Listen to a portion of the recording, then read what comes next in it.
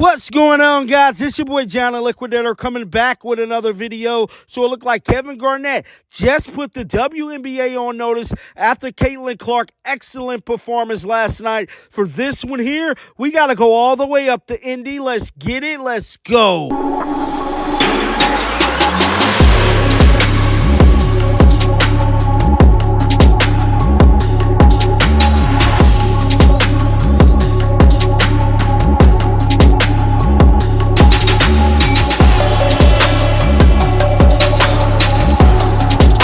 Clark has definitely sent shockwaves throughout the basketball world today with her performance against the Phoenix Mercury last night. It was her best performance on a basketball court since she has been in the WNBA, and it looked like that break was well overdue because she looked sensational. A lot of people were starting to put Caitlin Clark in the MVP conversation. Now, we know she has been going back and forth with this Rookie of the Year debate, dealing with her and injuries, but as of right now, after what she did last night, Caitlin Clark is now in the conversation with players like Asia Wilson, Breanna Stewart, and all of the top-notch players in the league because she went off last night. She looked like a young Michael Jordan, bro. The way she was gliding across the court, hitting logo threes, there was nothing Nate Tibbetts could do or draw up to stop the way Caitlin Clark put the beats on their team. A lot of WNBA veterans and NBA veteran weighed in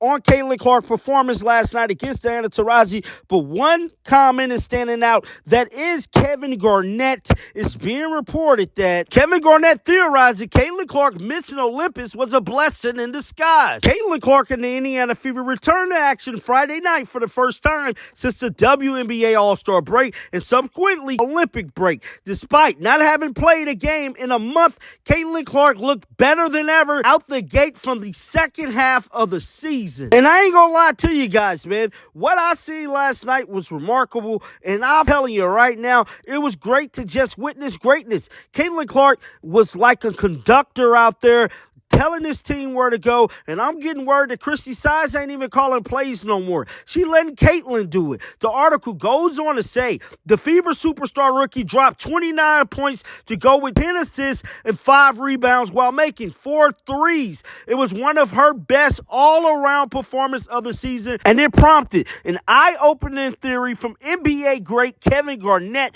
Now, Kevin Garnett did take to X earlier today to drop this message. This is what he had to say about the great Caitlin Clark. What if Caitlin Clark Olympic break was the offseason adjustment for the league that the WNBA rookies don't get before their first season? It looked great, crazy out there yesterday. 100 can tell she was in the film room. So he let it be known. Caitlin Clark is definitely in the film room because she picked apart the Phoenix Mercury, bro. I'm telling you, whatever they tried to do, Caitlin Clark was on it. That first half was remarkable. Something else that is standing out to WNBA fans and reporters is Caitlin Clark's physique. She's currently been in the weight room. Her and Aaliyah Boston been dropping TikToks every week showing their performance while in the weight room. An article was released by the New York Post breaking down Caitlin Clark's physique thus far throughout her 2024 season. It's being reported that after just 2 games in her first WNBA season, Caitlin Clark consists of different in physicality. She noticed that the teams were face guarding her even when the star rookie and #1 overall pick didn't have the ball in her possession, and she shifted away to another teammate.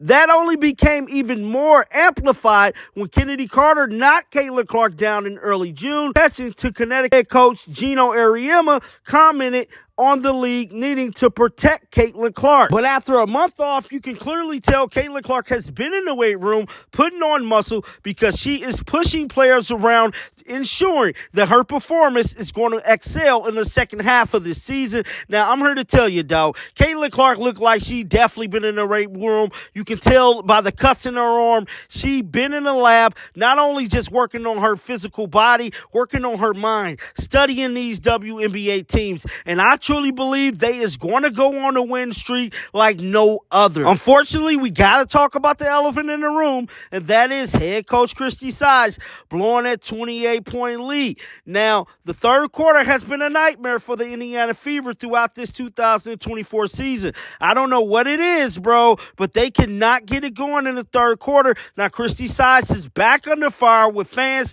and they want her gone immediately. Now, she did speak with reporters addressing all of these issues after that game. Let's check out some of the footage right now. We'll go Matt, then we'll go Lou.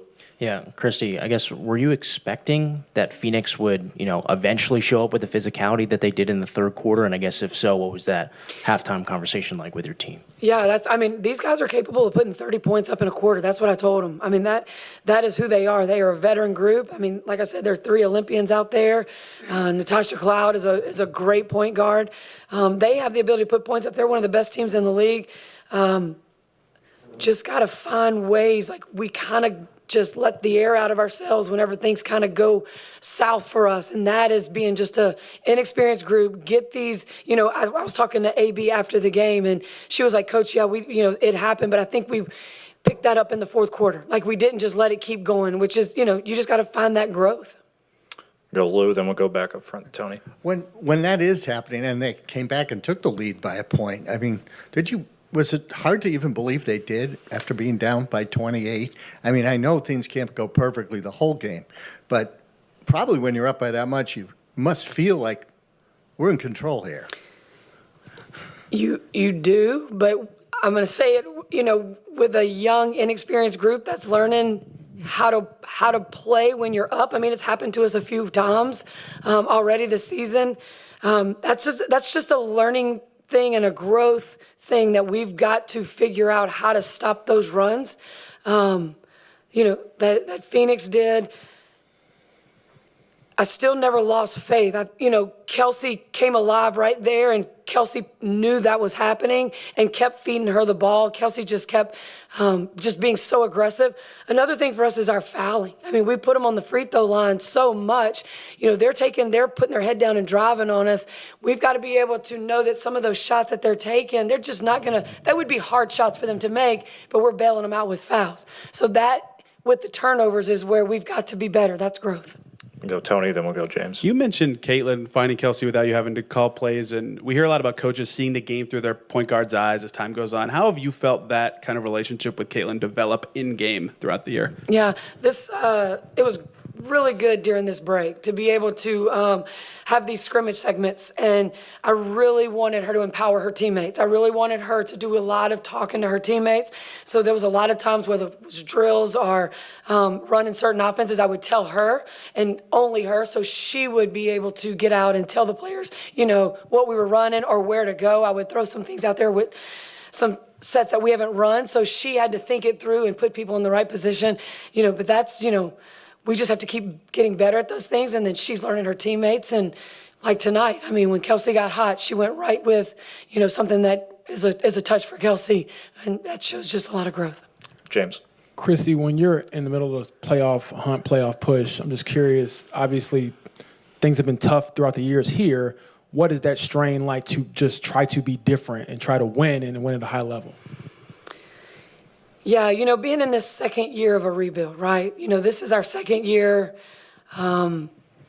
Great foundation last year. I really have just been preaching my staff, and I just find a way to only focus our energy on the next play, which is the next game. We aren't in a position yet to look ahead. We can't look in what other people are doing.